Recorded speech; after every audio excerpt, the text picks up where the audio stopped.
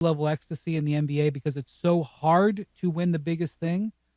Just enjoy what this is. Like, I don't know what's going to happen. So when you're asking if they're a championship contender, have you seen the Spurs and Thunder play? Yeah, right. So what I'm saying to you is, have they elevated to serious conversation about them now being better than we thought they were 11 games ago? Not in my opinion. Okay. Because they're going to have to, likely, I mean, this is the thing. Like, you said in March that they had no chance and they won it. You're a fool. Like, somebody could sprain their ankle in the wrong time. Mm-hmm. Yep. And that's why, like, I use a baseball analogy. You run out the ground ball. Like, we have to admit that we don't know. And that you have to, like when somebody says to me, who's going to win the championship? You're an expert. Who's going to win the championship, Mr. Expert Boy? And the more you're around, the more you understand that the smart answer is I don't know. Like, right. George, Sam Presti had this. Sam Presti, the fountain of all knowledge. That's a joke, but he wrote a letter when he was 13 years old. It was uncovered. He wrote a letter to the Boston Globe. He was a fan of the Celtics as a kid, and he wrote a letter. The Celtics were struggling, and he goes, "We got to get rid of these overpaid players, and we got to draft Jason Kidd." Signed, Sam Presti, age 13, wherever he was from, Massachusetts, and it came unearthed a couple years ago. Mm-hmm. And he got asked about it. He said, "Sam, what about this letter that said you wanted to draft Jason Kidd? You were right. You even knew back then, that because Kidd wasn't the number one pick. He was he was a lottery pick, but he wasn't the number one. So Sam gave this amazing answer. He said, back then I had a fraction of the information and was 100% sure I knew everything. Now I have all the information. I'm a fraction percent sure.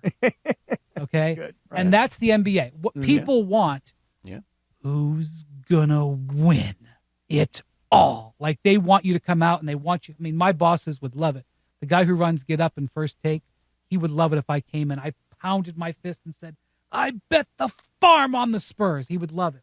The truth is, it depends on so many different things. So that's why I say, just enjoy this Lakers run. Having said that, if you look at the Spurs and you look at the Thunder, the Spurs are 22-2 in their last 24 games. The Thunder are 16-1 in their last 17 games or something like that. Mm-hmm.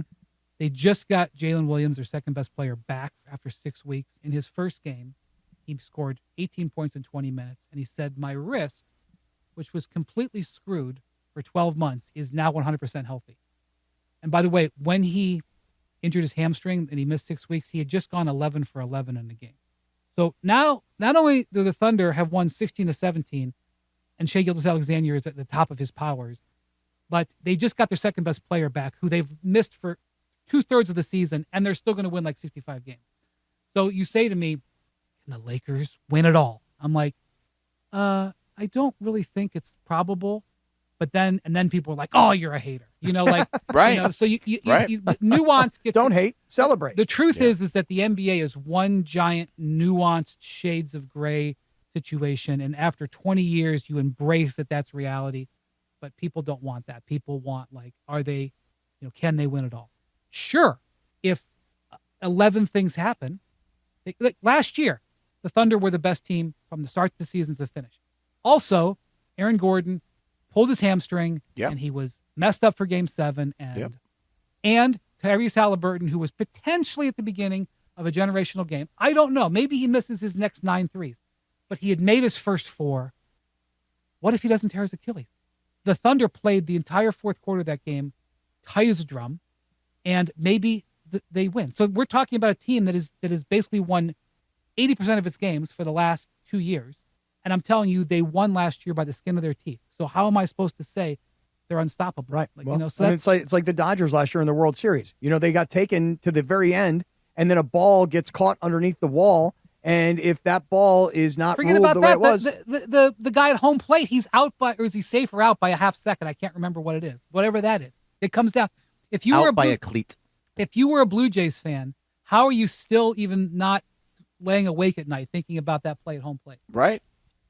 And how many good decisions does the Dodgers make, and how much money do they spend, and all these things over the course of years to get there, and it still comes down to a cleat. Mm-hmm. So when you say, I don't know, that's not you being an idiot. That's you actually being smart. But I will never be able to successfully sell that to anybody. No, but it is true. I mean, and there's a reason there's been 8 different champions in the last 8 years in the NBA, because we're in that this strange, and I think strange for NBA fans because it's been mostly dynasties, and we haven't had a stretch like this before, at the very least not in my lifetime, where you've had this much parity, per se, at the top when it comes to the NBA. So, look, you can go year by year, whether it's either the team that won or even the team that was that played in the finals. Like you mentioned Indiana.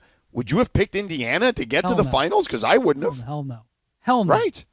Yeah. I mean, even the Dallas Mavericks with Luka the year before, or the Heat the year before that, right. I wouldn't have picked any of those three teams to make the finals. Right, but let's say the Lakers put it together. Let's say Luka gets absolutely red hot. They beat the Spurs, and they get to the conference finals. They're playing the Thunder, and we would say well, this is just what happened with Indiana last year. Indiana put their whole team together, got healthy in March, got hot, were had these ingredients that made them real tough to play, and all of a sudden were wrecking balls through teams that allegedly they were lower seeded in. They were knocking off Cleveland and knocking off New York. Forget about it. They were almost knocking off. That could be the Lakers. How do we know that Luka won't get absolutely untouchable? Right. Averages 40. He's capable of having a playoff series where he averages 44 points, where he's throwing in shots from everywhere. You can't stop him, and they win. And they say, well, why didn't we see this? Why didn't we notice that LeBron got healthier as the season went along, and when he figured out his role, that they were untouchable? So that could happen. But as I sit here, can I tell you that I think that's going to happen? That wouldn't be responsible either. But it would also be irresponsible to say, well, wait a minute. Well, maybe LeBron in this role, and Austin in this role, and Marcus Smart in this role is exactly what a championship team needs. And that's what they're fighting for. That's why these teams continue to fight throughout the whole season. And the veteran guys know that there's always time in the season. There's always time to put it together. So what I would just say is, if you're a Laker fan, don't make plans in May and June.